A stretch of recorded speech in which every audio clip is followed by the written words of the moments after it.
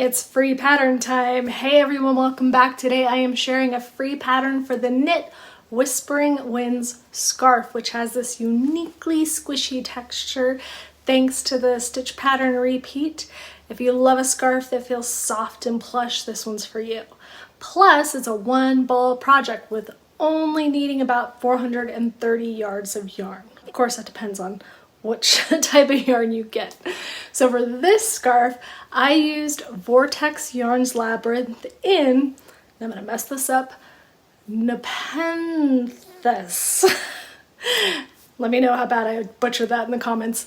It's a fingering weight yarn with fantastic softness and like a lot of bounce.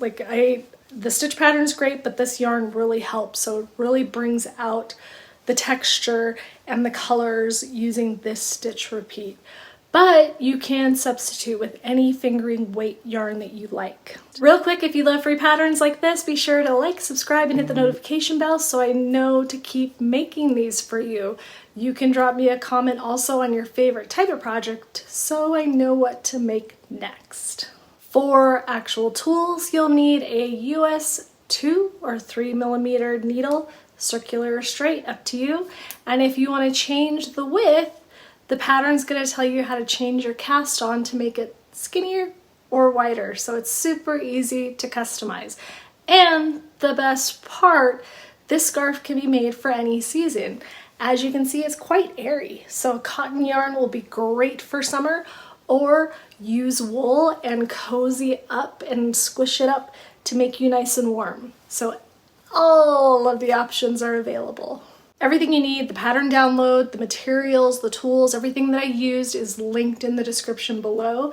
But next up, I'm gonna walk you through the pattern repeat with a quick tutorial so that you can see how the pattern repeat works, stitch by stitch. Follow along and you'll have this beautiful squishy scarf taking shape in no time. So let's see that now. Okay, so to work our 8-row repeat, the first 4 rows, we're just knitting. That's it, just knitting back and forth. So knit row 1, knit row 2, knit row 3, and knit row 4. Could not be easier. Then we'll come back for row 5 where we actually do something other than knit. So get going on these and I'll see you in a bit.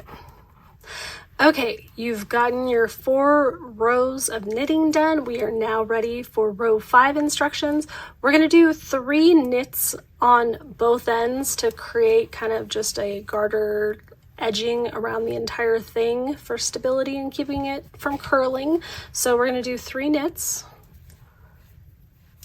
1, 2, 3, and then we're going to start our pattern stitch repeat, which is very easy. It's really a 2-stitch or even kind of a 1-stitch because you're going to yarn over and then you're going to purl 2 together. So when we do that, we yarn over, we bring the yarn to the front, so it's almost like a full circle all the way around, and then we're going to purl 2 together. So we go through the next 2 stitches, we purl those 2 together and pull off, and that's it. So it's pretty good rhythm when you get going. You're just gonna kind of wind around, purl those 2 together and slide off. Wind around, purl those 2 together and off. So we do that all the way across, and then at the very end we'll have 3 stitches left over and we're just gonna knit those 3 again. Then the next row, we're gonna knit again. So row 6, we are just knitting the entire row once again, and then we're gonna come back for row 7, and it's just going to be a little variation of row 5. So this is a very, very simple pattern. You just have to keep track of the rows that you're on the row you're on. Unless you're really good at reading stitches, then you don't even have to worry about it. So I'm going to come back at row 7. So I'm going to finish this, and then I'm going to do row 6 of just plain knit, and then we'll come back for row 7 and we'll be almost done. Okay, we are on row 7. We just did row 6 of just straight knits. Now for row 7, we're going to start off the same way. We're going to do 3 knits, just like every row basically. Even though we're knitting, we're doing 3 knits. Then what we did last time was yarn over, purl 2 together to get our big holes. Well, if you notice, our holes are offset here. So this time we're going to purl 2 together and then yarn over. So we just kind of started off different the first time because you can kind of get in the rhythm of that yarn over, purl 2 together, and that's all you're doing. So those are the 2 actual rows where we do stitches, because we have 1 more row after this.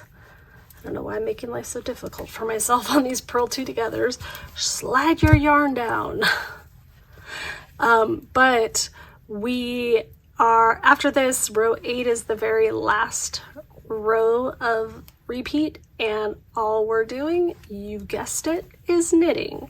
So really just 2 rows of actually paying attention. The rest of the time you can mindless knit and watch TV or whatever you're gonna do, and just keep repeating these 8 rows, sorry, until you get it the length that you want, or you run out of yarn, or both, whatever it may be. So let's go do some final thoughts on this. Fairly easy, right? If you give this a try, make sure to tag me so I can see your version of the scarf. All of those social links are below. Don't forget to hit the like, subscribe, notification so you don't miss out on any of these new patterns. My name is Deja with Knit and Crochet Ever After, and thank you for watching.